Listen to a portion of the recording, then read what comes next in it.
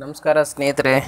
ಸಾಕಷ್ಟು ಜನ ಸ್ನೇಹಿತರು ನನಗೆ ಕಮೆಂಟ್ ಮಾಡಿದರು, ಆಮೇಲೆ ಫೋನ್ ಮಾಡಿ ಕೂಡ ಕೇಳಿದರು, ನಮ್ಮ ಒಂದು ನಾಡ ಕಚೇರಿ ವೆಬ್ಸೈಟ್ನಲ್ಲಿ ಯಾವ್ಯಾವ ಸೇವೆಗಳು ನಮಗೆ ಆನ್ಲೈನ್ನಲ್ಲಿ ಸಿಗುತ್ತೆ ಅನ್ನೋದಕ್ಕೆ. ನೋಡಿ, ಅದರ ಬಗ್ಗೆ ನಾನು ಇವತ್ತು ನಿಮಗೆ ಸಂಪೂರ್ಣವಾಗಿ ತಿಳಿಸ್ಕೊಡೋಕ್ಕೆ ಈ ವಿಡಿಯೋನ ಮಾಡ್ತಾಯಿದ್ದೀನಿ. ಇದು ನೋಡಿ ನಮ್ಮ ನಾಡ ಕಚೇರಿಯ ಅಫಿಷಿಯಲ್ ವೆಬ್ಸೈಟ್, ಅಟಲ್ಜಿ ಜನಸ್ನೇಹಿ ಕೇಂದ್ರ ಯೋಜನೆ. ಇದರ ಒಂದು ಲಿಂಕ್ನೂ ಕೂಡ ನಾನು ನಿಮಗೆ ಡಿಸ್ಕ್ರಿಪ್ಷನಲ್ಲಿ ಕೊಟ್ಟಿರ್ತೀನಿ. ನೋಡಿ, ಮೊದಲನೇದಾಗಿ ಬರೋದು ಹೋಮ್ ಪೇಜ್ನಲ್ಲಿ, ಸ್ಟಾರ್ಟಿಂಗ್ ಪೇಜ್ನಲ್ಲಿ ಇದು ನೋಡಿ ಆನ್ಲೈನ್ ಅರ್ಜಿ ಏನು ಬೇಕಾದರೂ ಸಲ್ಲಿಸಿದ್ದು ನೀವು ಇಲ್ಲಿದ್ದನೇ ಸಲ್ಲಿಸಬೇಕು. ಆಮೇಲೆ ಸಲ್ಲಿಸಿರ್ತಕ್ಕಂಥ ಅರ್ಜಿ ರೆಡಿ ಆದಮೇಲೆ ಅದನ್ನು ಪ್ರಿಂಟ್ ಇಲ್ಲಿಂದ ತಗೋಬೇಕಾಗತ್ತೆ. ನೋಡಿ, ಫಸ್ಟು ಆನ್ಲೈನ್ ಅರ್ಜಿನ ಓಕೆ ಮಾಡ್ಕೊಳ್ಳೋಣ. ಆನ್ಲೈನ್ ಅರ್ಜಿ ಓಕೆ ಮಾಡಿದರೆ ಫಸ್ಟ್ ಕೇಳೋದೆ ನಿಮ್ಮ ಮೊಬೈಲ್ ನಂಬರ್ನ ಕೇಳುತ್ತೆ. ನಿಮ್ಮ ಮೊಬೈಲ್ ನಂಬರ್ ಹಾಕಿದ ಮೇಲೇ ಮುಂದೆ ಹೋಗೋಕ್ಕೆ ಸಾಧ್ಯ ಆಗೋದು. ನೋಡಿ, ಈ ಥರ ಓಕೆ ಮಾಡಿದ ಮೇಲೆ ನಿಮಗೆ ಒಂದು ಇನ್ಸ್ಟ್ರಕ್ಷನ್ಸ್ ಪೇಜ್ ಓಪನ್ ಆಗುತ್ತೆ. ಇಲ್ಲಿ ಯಾವ ಡಾಕ್ಯುಮೆಂಟ್ಸು ಯಾವ ಒಂದು ಫಾರ್ಮೆಟ್ನಲ್ಲಿರಬೇಕು, ಅದು ಸೈಜ್ ಎಷ್ಟು, ಅದು ವೆಬ್ಸೈಟ್ ಅಡ್ರೆಸ್ ಎಲ್ಲ ಟೋಟಲ್ ಇಲ್ಲಿರುತ್ತೆ. ಇದು ಮಾಡಿದ ಮೇಲೆ ನೋಡಿ, ಇದರಲ್ಲಿ ನ್ಯೂ ರಿಕ್ವೆಸ್ಟ್ ಅಂದರೆ ನೀವು ಸಲ್ಲಿಸ್ತಕ್ಕಂಥ ರಿಕ್ವೆಸ್ಟ್ಗಳು. ಇದು ಮಧ್ಯದಲ್ಲಿ ನೀವು ಸಲ್ಲಿಸಿರ್ತಕ್ಕಂಥ ಅರ್ಜಿ ಮಧ್ಯದಲ್ಲಿ ನಿಂತು ಹೋದರೆ, ಪೇಮೆಂಟ್ ಮಾಡೋಕ್ಕಾಗಲಿಲ್ಲ ಅಂದರೆ ಇದನ್ನು ಓಕೆ ಮಾಡಿದರೆ ನಿಮ್ಗೆ ಕೊಟ್ಟಿರ್ತಕ್ಕಂಥ ಅಕ್ನಾಲೇಜ್ಮೆಂಟ್ ನಂಬರ್ನ ಇಲ್ಲಿ ಎಂಟ್ರ್ ಮಾಡಿ ನೀವು ಪೇಮೆಂಟ್ ಮಾಡ್ಬೋದು.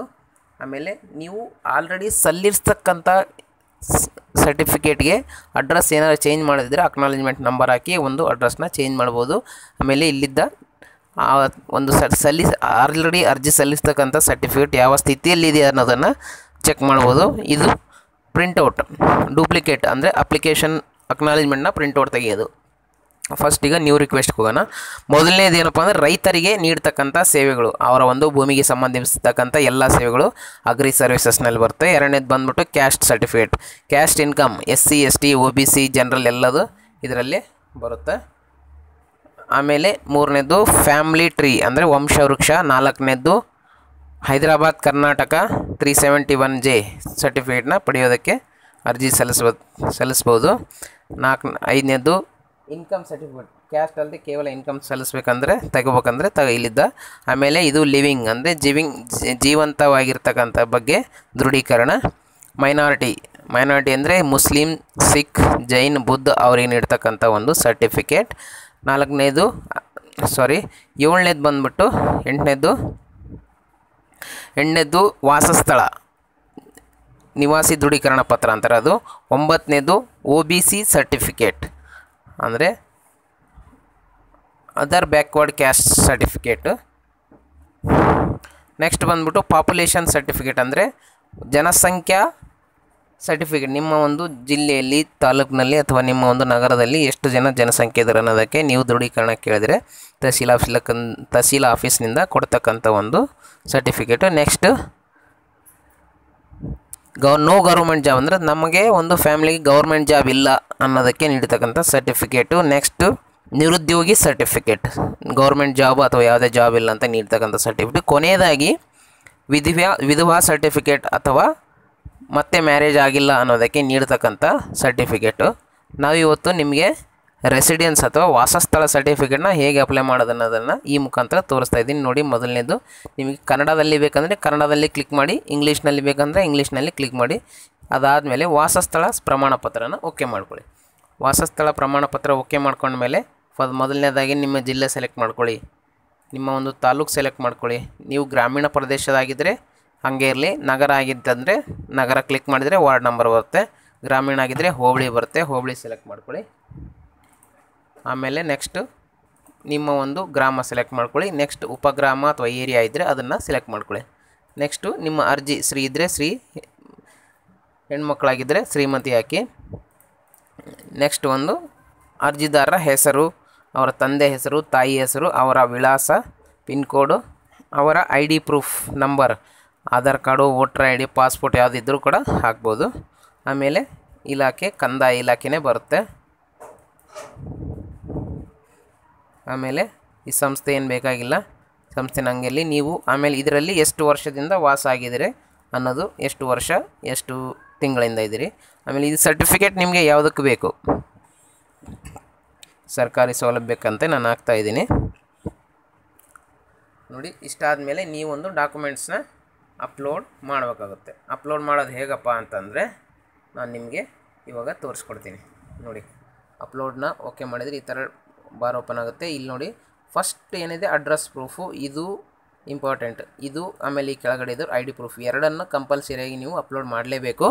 ಅಪ್ಲೋಡ್ ಮಾಡಿದರೆ ಅದು ಮುಂದೆ ನಿಮಗೆ ಚೆನ್ನಾಗಿರುತ್ತೆ. ಆಮೇಲೆ ಈ ಒಂದು ಡಾಕ್ಯುಮೆಂಟ್ಸ್ 2 MB ಜಾಸ್ತಿ ಇರಬಾರ್ದು ಮತ್ತು PDF ಫಾರ್ಮ್ಯಾಟ್ನಲ್ಲೇ ಇರಬೇಕು. ಬೇರೆ ಫಾರ್ಮ್ಯಾಟ್ನಲ್ಲಿದ್ದರೆ ಅದು ತಗೊಳ್ಳಲ್ಲ. ನೋಡಿ ಫಸ್ಟು ಅಡ್ರೆಸ್ ಪ್ರೂಫ್ನ ನಾವು ಸೆಲೆಕ್ಟ್ ಮಾಡ್ಕೊಳ್ಳೋಣ. ಅಡ್ರೆಸ್ ಪ್ರೂಫ್ನ ವೋಟರ್ ID ಹಾಕೋಣ. PDF ಫಾರ್ಮ್ಯಾಟ್ನಲ್ಲಿ 2 MB ಜಾಸ್ತಿ ಇರಲಾರ್ದಂಗೆ ನೋಡ್ಕೋಬೇಕು.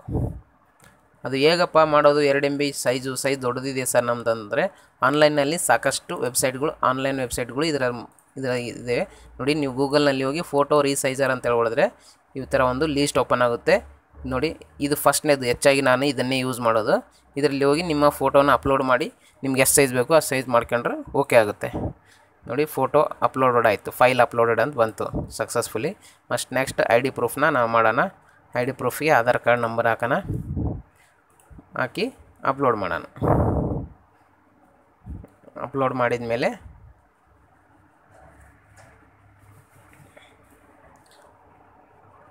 ನೋಡಿ ಅಪ್ಲೋಡ್ ಆಯಿತು.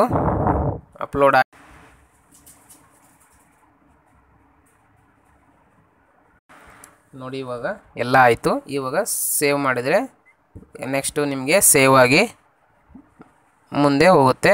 ಒಂದು ಶುಲ್ಕನ ಗೌರ್ಮೆಂಟ್ ಶುಲ್ಕ ಕೇವಲ 15 ರೂಪಾಯಿ. ನೀವು ಆನ್ಲೈನ್ ಬ್ಯಾಂಕಿಂಗ್ ಮುಖಾಂತರ ಮಾಡಿದರೆ 21 ರೂಪಾಯಿ ಕಟ್ಟಾಗುತ್ತೆ. ಆದರೆ ಡೆಬಿಟ್ ಕಾರ್ಡ್ ಮುಖಾಂತರ ಮಾಡಿದರೆ 15 ರೂಪಾಯಿ ಕಟ್ಟಾಗುತ್ತೆ. ಡೆಬಿಟ್ ಕಾರ್ಡ್ ಮುಖಾಂತರ ಮಾಡೋದೇ ಒಳ್ಳೆಯದು. ನೋಡಿ ಫೈಲ್ ಅಪ್ಲೋಡೆಡ್ ಅಂತ ಬಂತು. ಈಗ ನಾನು ನಿಮಗೆ ಈ ಫಾರ್ಮ್ನ ಫಿಲಪ್ ಮಾಡ್ತೀನಿ. ಫಸ್ಟು ಫಾರ್ಮ್ನ ಫಿಲಪ್ ಮಾಡಿ ಮುಂದೆ ಹೋಗೋಣ. ಸ್ನೇಹಿತರೆ ನೋಡಿ, ಕೆಲವೊಂದು ಸ್ನೇಹಿತರಿಗೆ ಕನ್ನಡ ಟೈಪ್ ಮಾಡೋಕ್ಕೆ ಬರಲ್ಲ, ಭಾಳ ಜನರಿಗೆ, ನನಗೆ ಬರಲ್ಲ, ಮತ್ತೆ ಯಾಕೆ ಹೇಳಿ. ಅದಕ್ಕಾಗಿ ಅವ್ರಿಗೊಂದು ಇನ್ನೊಂದು ಕ್ಲೂ ಕೊಡ್ತಾಯಿದ್ದೀನಿ ನೋಡಿ. kannada.india.typing.com ಅಂತ ಒಂದು ವೆಬ್ಸೈಟ್ ಇದೆ.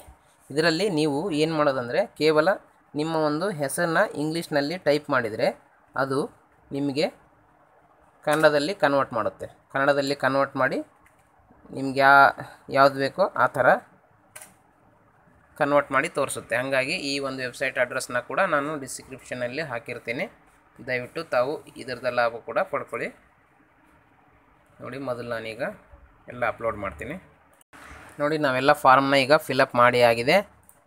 ಬಿನ್ ಅಂದರೆ ತಂದೆ, ಕೋ ಅಂದರೆ ಗಂಡನ ಹೆಸರು. ಬಿನ್ ಮಾಡಿದ್ದೀವಿ. ಈಗ ಬಿನ್ ಮಾಡಿ ಈಗ ಉಳಿಸು ಅಂತಂದರೆ ಸೇವ್ ಮಾಡಿದರೆ ನಿಮ್ಮ ಒಂದು RD ನಂಬರ್ ಇಲ್ಲಿ ಜನ್ರೇಟ್ ಆಗುತ್ತೆ. ಆಮೇಲೆ ನೀವು ಕೊಟ್ಟಿರ್ತಕ್ಕಂಥ ಮೊಬೈಲ್ ನಂಬರಿಗೆ ಕೂಡ ಅದು ಮೆಸೇಜ್ ಬರುತ್ತೆ. ಓಕೆ ಮಾಡಿ ನೆಕ್ಸ್ಟ್ ಬಂದ್ಬಿಟ್ಟು ಆನ್ಲೈನ್ ಪೇಮೆಂಟ್ ಮಾಡಿ. ಆನ್ಲೈನ್ ಪೇಮೆಂಟ್ ಅಂದರೆ ಬಿಲ್ಡೆಸ್ ಮುಖಾಂತರ ಆನ್ಲೈನ್ ಪೇಮೆಂಟ್ ಆಗುತ್ತೆ.